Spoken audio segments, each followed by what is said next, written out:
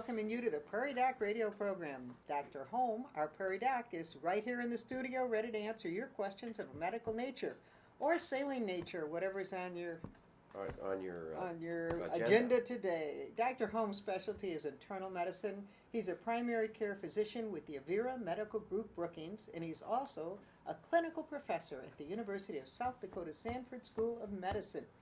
Good morning. Good morning. We already talked earlier, and we're talking about saline, but right now we're into medicine. Well, and of course, the advantage of saline, just like the advantage of woodworking or the advantage of gardening or the advantage of a walking group or cards, is that the things that you have fun doing enhance the quality of your life.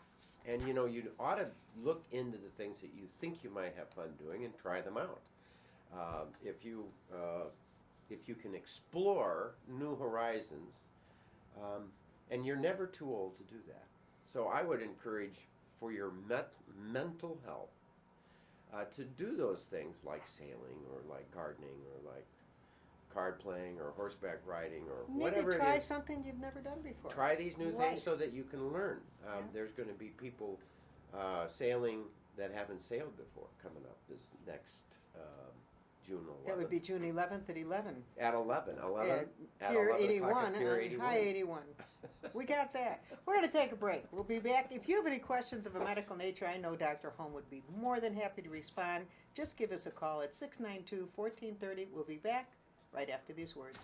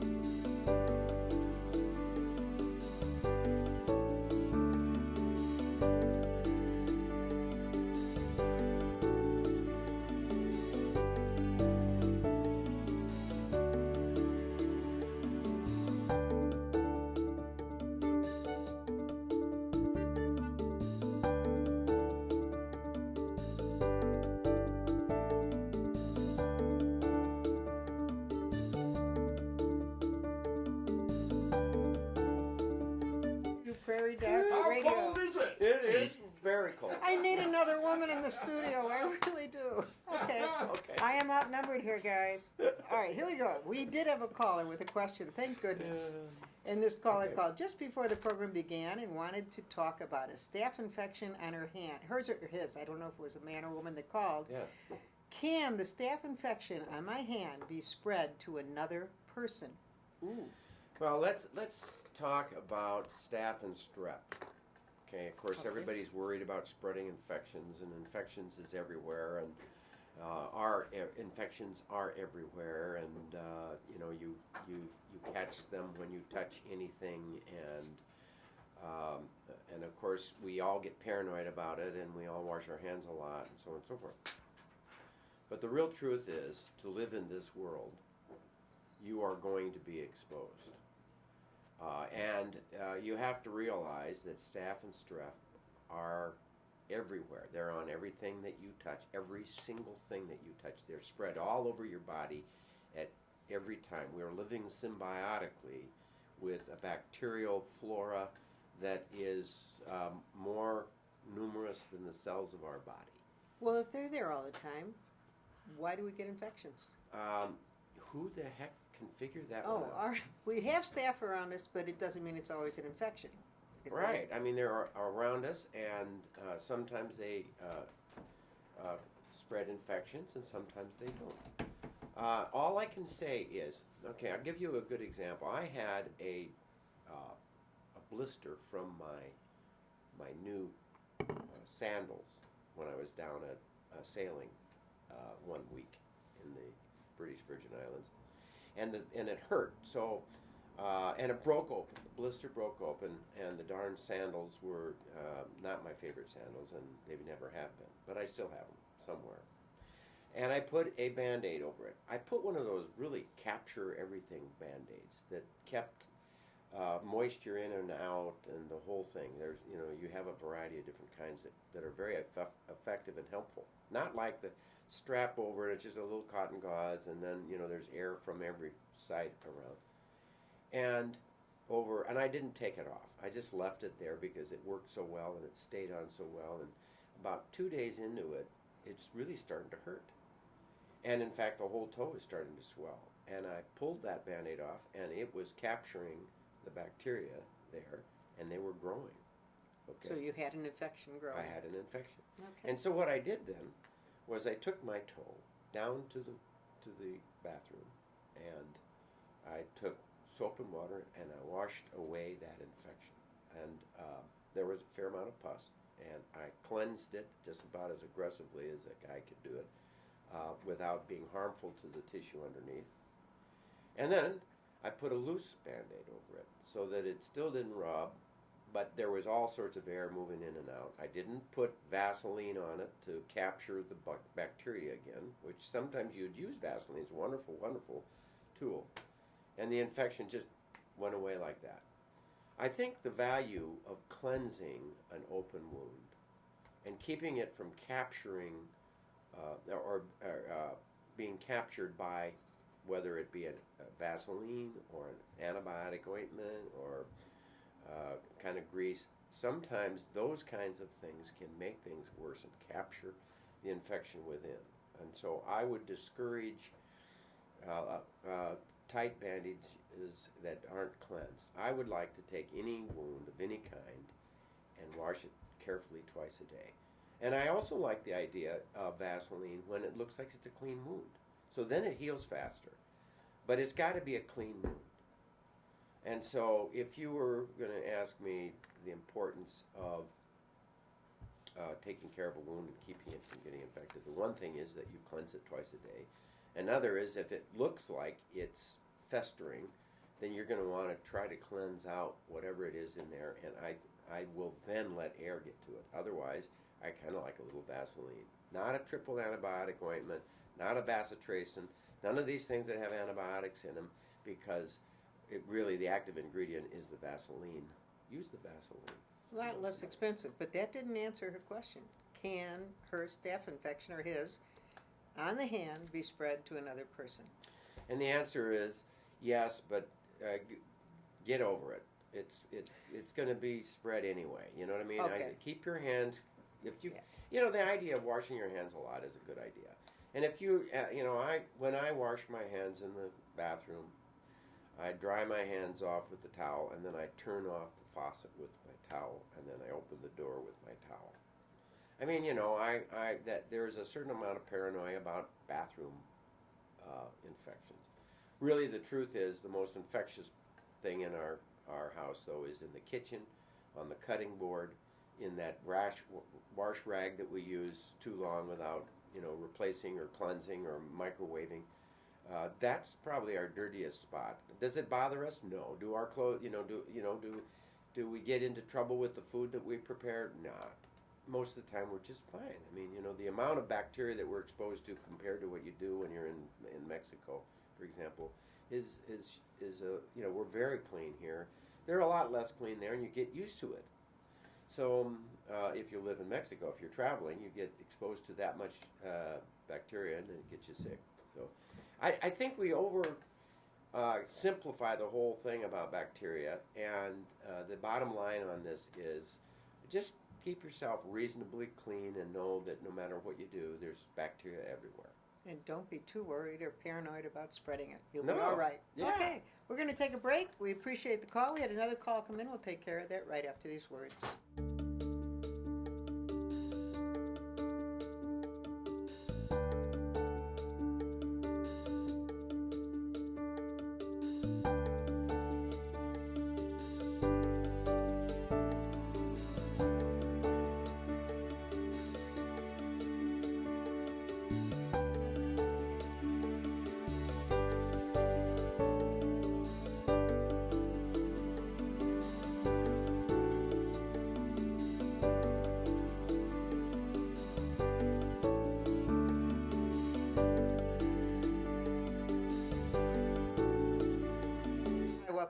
Prairie Doc Radio. We were just talking about infections and staph infections, and another question came up. What do you do about a scab? Well, so let's talk wound healing 101 again. All right. I mean, start from the basics. I wrote a chapter for a textbook in medicine in 1980. Just a couple years ago. Yeah. And from that point on, I've watched the literature on wound healing, and of course, a lot of people sell a lot of very expensive products, but it really comes down to it. If it is oozing a lot, you want to capture all that ooze, so to keep it dry. If it's dry, you want to moisturize it so it stays wet. I mean, they kind of like the idea of in between. And so let's push that comment aside. I want you to know that's in the literature. Everybody talks about it. If you have a wound that goes through the skin, you have an open ulcer. In other words, you don't have skin covering it. Now, many of us will see a blister. That means that it took away the top layer, but there's still skin underneath. When there is no skin underneath, it's an open ulcer. And you know what will cause that is a third-degree burn or a third-degree injury where it goes through and through. And now the way you get skin back is from the sides. It doesn't generate on top of the fat all by itself. You have to grow skin in from the sides. So what do you do to prepare a wound that is through and through and you see fat tissue underneath? You keep it moist or it'll develop a scab. And you keep it moist with an ointment or Vaseline or Silvadene, which is Vaseline impregnated with silver and some material, some chemicals, but that provide an antibiotic sort of a milieu. Sometimes you use Silvadene with such wide open things that infections can occur. But for the most part, I think for common ulcers, common ulcers, the best thing to do is to clean it twice a day.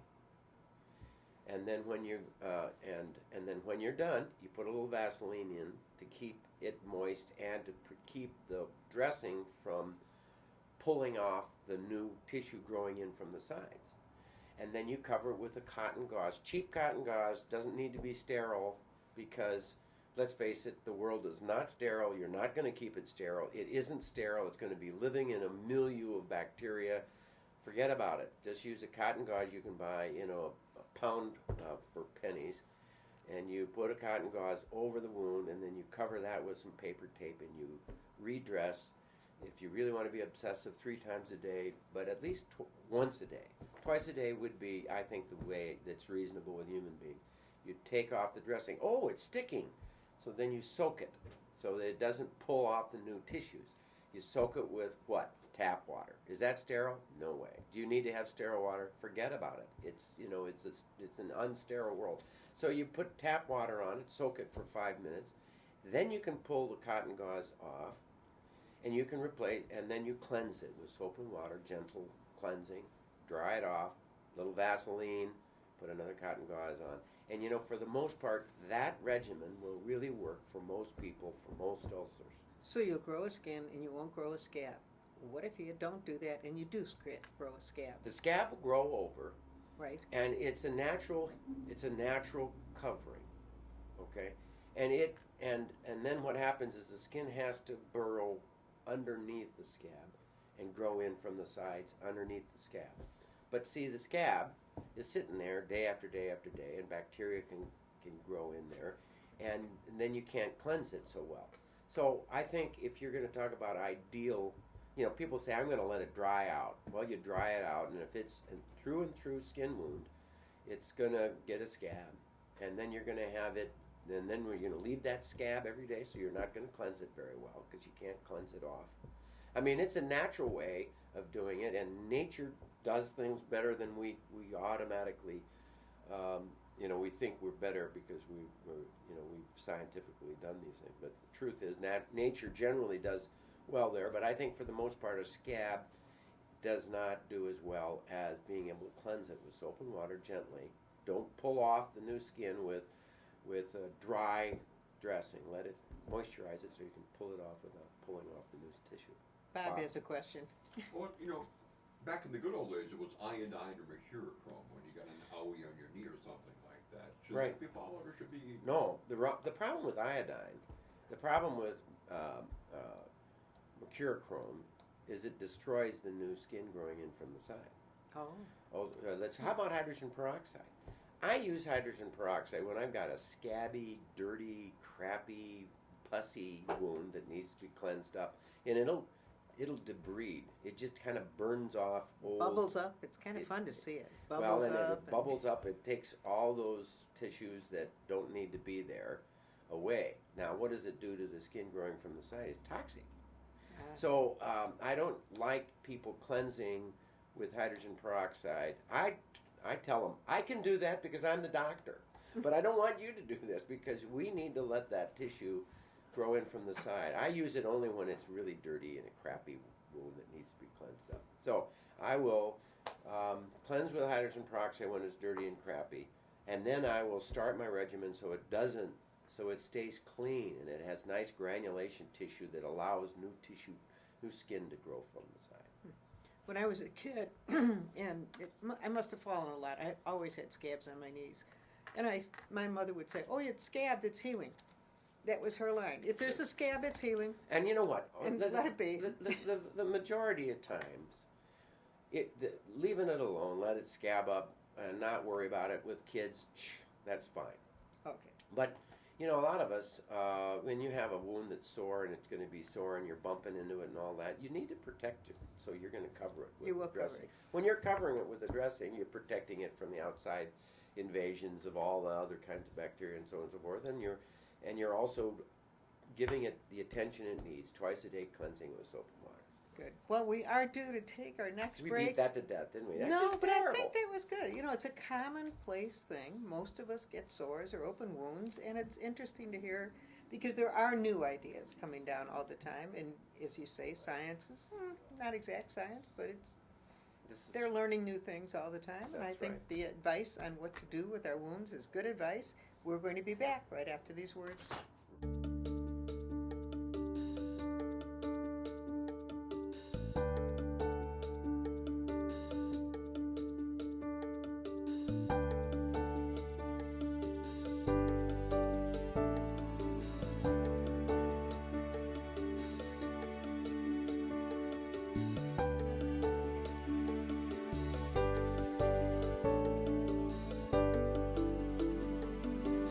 Hi, welcome back to Prairie Doc Radio. We're happy to be here for you, and Dr. Holm has been answering a lot of given us a lot of information about open sores and wounds, and I think we've about beaten that to death. Beat that to death. So I just want you to know Yes. that it's really fun to be an expert on a particular little field. Okay. And through the years, once you've enlightened yourself on a particular topic and you've done all the literature search, and then you put yourself as an expert writing a chapter in a book, and you have all your references and you've done this right, do you think that when all the literature that comes across my desk, then there's something about wound ulcers, I don't read it. I mean, That's the first thing you're going to look at. And Right. so, there is so much literature about this particular material and that particular algae and this particular hyperbaric chamber and these ways to heal wounds, and they are only microscopically better than what I just told you. Okay. So I've been watching it, and they are not microscopically more expensive. They are They're really major. more expensive. Right.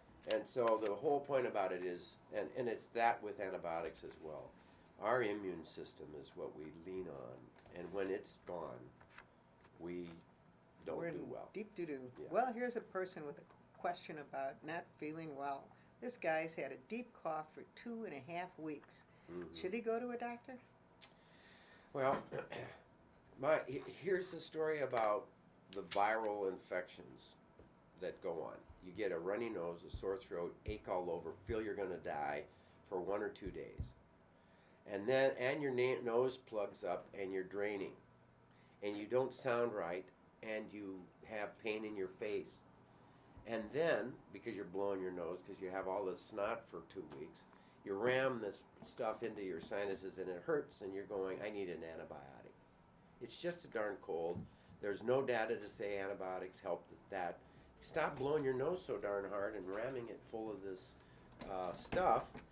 In fact, you should just gently blow your nose. Maybe use saline. If you've got a stuffy nose, I like the nasal spray over the counter. Okay. And you will end up in this common cold with a cough for 2 to 3 weeks. Hacky cough, nothing's wrong except that hacky cough takes about 2 to 3 weeks to go away.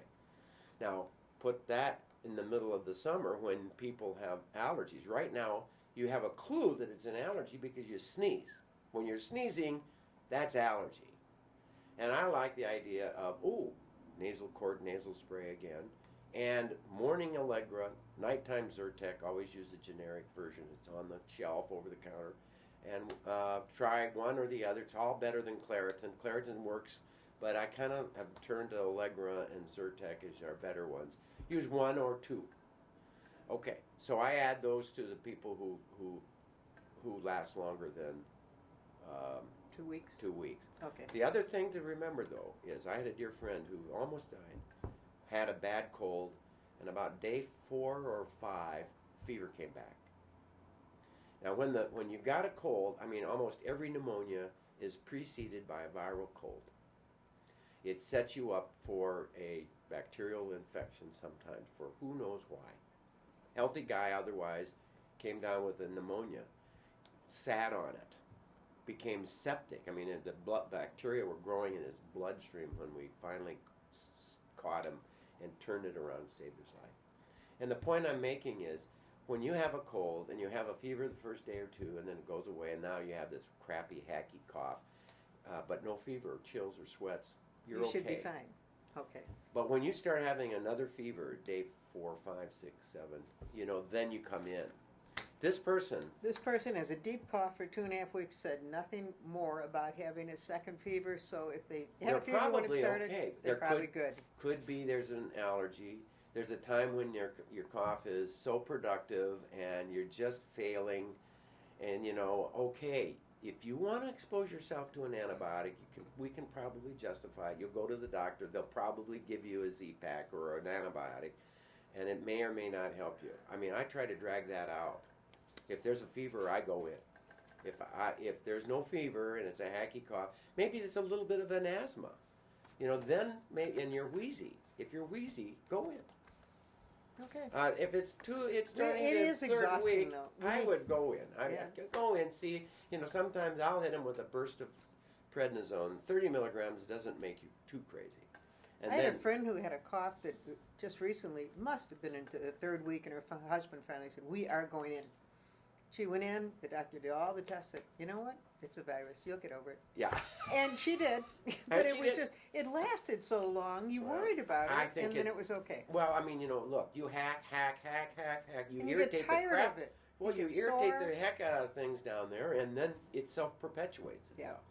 Yeah. I like the idea of maybe a burst of steroids so you stop your habit of hacking, and then you can get over it. Well, we got that, and we had another caller when you were talking about the wounds, and this we probably should get to before the program's over, and the caller has a scab on a vein on the ankle. If the scab comes off, it gushes blood. Yeah. What should I do? So wear a support hose, because you've got a venous insufficiency ulcer. That's the classic problem that people who have bad varicose veins have. There is no better reason in the world than to wear 18 to 22 pound below the knee support hose. It doesn't have to be above the knee. It's really below the knee. You need to get the pressure out of there. The pressure is pushing out. It's really hard to get that to heal. So what I would do is I would cleanse it with soap and water, put a dab of Vaseline, put a cotton gauze on it. I would do that even with the scab. Then I would put that support hose on over the dressing, and I would wear it through the day, and then at night take it off. And we're almost done, but I just want you to That is not the answer I expected to No, hear. And I'll elevate bet the it leg. isn't this caller's answer No, either, but support that's hose, good. support That's hose, why support it's... hose. Venous insufficiency. Okay. It's only, those veins are only going to get worse as you get older. get used to wearing the hose. Once you got it healed, wear them religiously. One lady just bawled me out for not pushing her to finally wear a support hose. I told her to do it, and of course, she hated them. Everybody hates them. The answer is, they're wonderfully healing when you have bad veins. They're the major. So that's the treatment. reason it's gushing blood when the scab goes. Pressure. Okay, so you need the sport hose. Go and get them. All right. We're just about ready to close the program. We have about a minute, but you do want to mention what's going on tomorrow night on call with the Prairie Doc. Kevin Weiland and I are going to be on a committee together. On a panel together on obesity coming up in September. That'll be really fun. He's an expert in dietary things. He's got a book out on how to eat the natural Indian way with bison and so on and so forth. He's wonderful, and his wife Weisensee, Dr. Weisensee, is a neurologist. So they were on our show, I think, a year and a half ago. It was such a good show. We're doing a rerun of their show tomorrow night. So you don't want to miss it if you didn't see it the first time. And if you saw it the first time, you might want to see it again. You might want to see it again. It was that good of a show. Yeah. Absolutely. Well, tune in tomorrow night, Thursday night, South Dakota Public TV. For today, we do hope you've enjoyed our Prairie Doc radio program, and we'll listen again for Prairie Doc, brought to you by the Avera Medical Group Brookings. As always, you can hear and see more from Dr. Holm online at prairiedoc.org. Thanks for joining us today, and thank you, Rick. Thank you, Joan. And wasn't it great that we had questions? I just love the questions. Yes, Think about your we do questions appreciate through the you week. calling Call in. in next week. And thanks for promoting the Regatta, Bob. And thanks, everybody. And stay healthy out there, people. Good.